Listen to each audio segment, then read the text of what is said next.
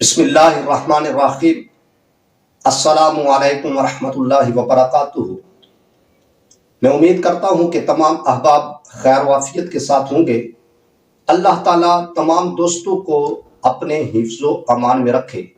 تو سامعین محترم، آج میں بالکل ایک نئی ویڈیو کے ساتھ آپ کی خدمت پہ حاضر ہوا ہوں۔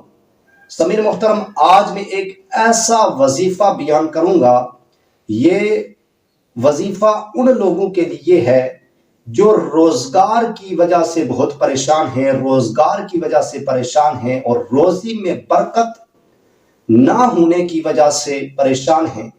تو سامعین محترم، وظیفہ بیان کرنے سے پہلے یہ بات لازمی کان کھول کر سن لیں کہ وظیفہ وہی اثر کرتا ہے، وہی وظیفہ قبول ہوتا ہے، اسی بندے کا وظیفہ اثر کرے گا جو بندہ 5 وقت کا پکا نمازی ہوگا، 5 وقت کی نماز پابندی سے ادا کرتا ہوگا، 5 وقت کی نماز پابندی سے ادا کرنے والا ہوگا۔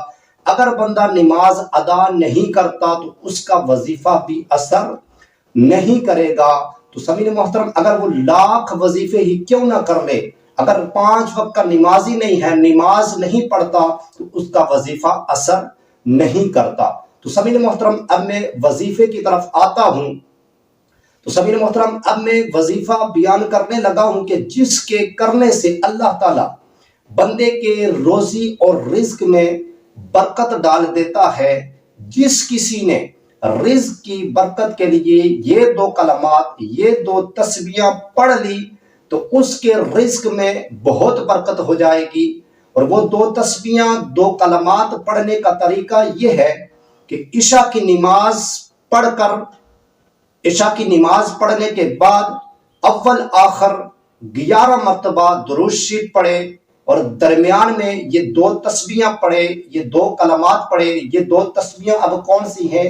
توجہ کے ساتھ آپ نے سماعت فرمانا ہے۔